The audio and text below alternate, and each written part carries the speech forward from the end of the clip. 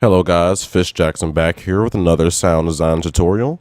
Let's go ahead and get into it. This time we're going to be talking about some dubstep. I've got a little bit of an example in front of me, and I'm going to go ahead and give you a listen through. It'll be this sound right here today.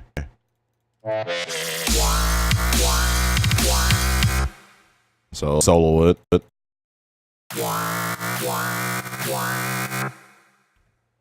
Okay, and that's the sound that we're going to be making today. This is from a uncompleted track called Overload with Buddy Darian. Promise this is going to be released this year in some kind of way or form. But let's get right into it. So we're just going to open Massive up.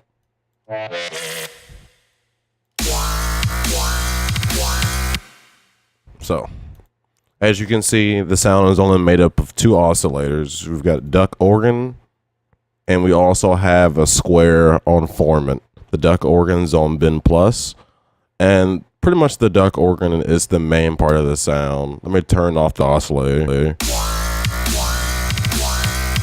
The second oscillator acts as backup, kind of brings in some higher end content.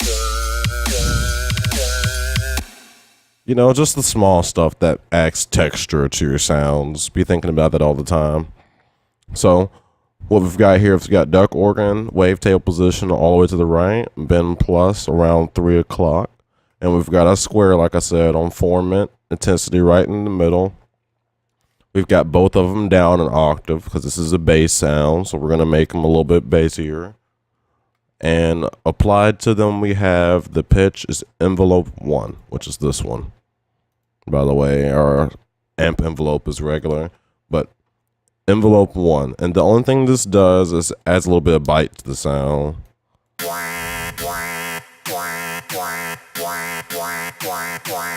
See how it kind of goes up in pitch real quick? Just gives it a little bit more characteristic. It's all about adding characters to your sound. Okay. And movement as well. Next, let's go to our filter section, where we have two filters in serial. So it's going to be going through filter 1, and then it's going to go through filter 2, and then we'll get the output. Since we have it down to mix 2, we'll get the sound after it goes through the double notch, and then after it goes to the band reject, and then we'll get our sound. And here, the main part of the sound, I believe, is the double notch filter. See, without any filtering, and the double notch, and with the band reject, just kind of gives it more character again. Let's take a look at our 8 performer. Pretty simple thing here.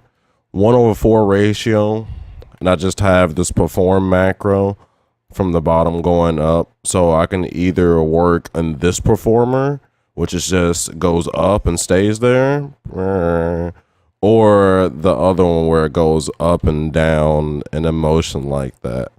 So that's something I do a lot as well to my sounds.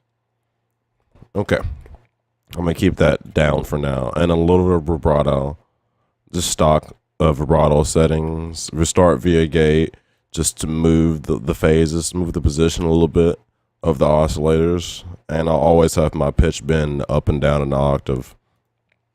For the voicing, we've got the unison on 4, polyphonic, so we can play multiple notes at once, although really won't need to, but it's still fun. And that's pretty much it for this section. Phase, as well as your modulating oscillator. You want to make sure whatever you do to the regular oscillators, you want to do some modulating oscillator very well. So I went ahead and applied envelope 1 to our modulating oscillator, just so it keeps in time. Otherwise, it'd become a mess.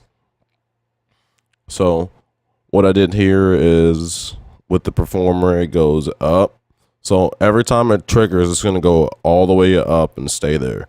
So what's going on with a double notch is it's triggered, and the cutoff goes all the way up to there, and it stays there. Same with the resonance. It gives a little bit resonance when the sound starts. Same with the band reject filter. We're going to go from cutoff here to there as soon as the sound starts. And same with the bandwidth, just make it a little bit wider. And I like to have the resonance up to give it more characteristic. We've got simple reverb on here. barely any reverb. Low size, density, and color the same. Dry, wet, just barely on. And we've got some dimension expander. Size around there. And what's going on with this is we're just using the amp envelope to also control the amount of dimension expansion. So as the sound progresses, when you hit the key, it's also going to get wider.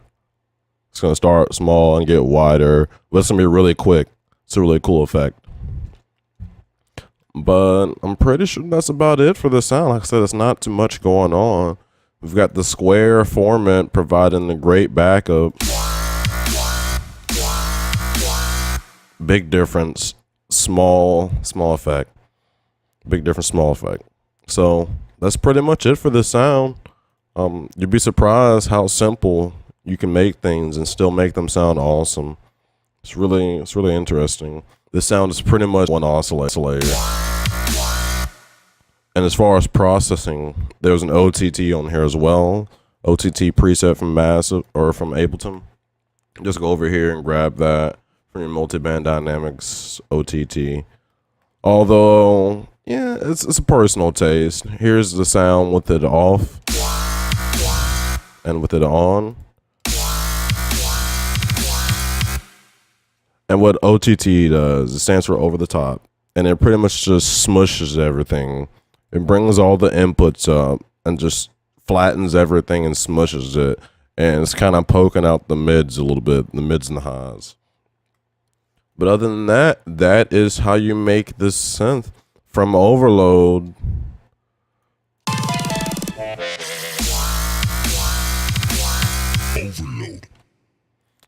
If you have any requests or anything, let me know. Stay knowledgeable, guys.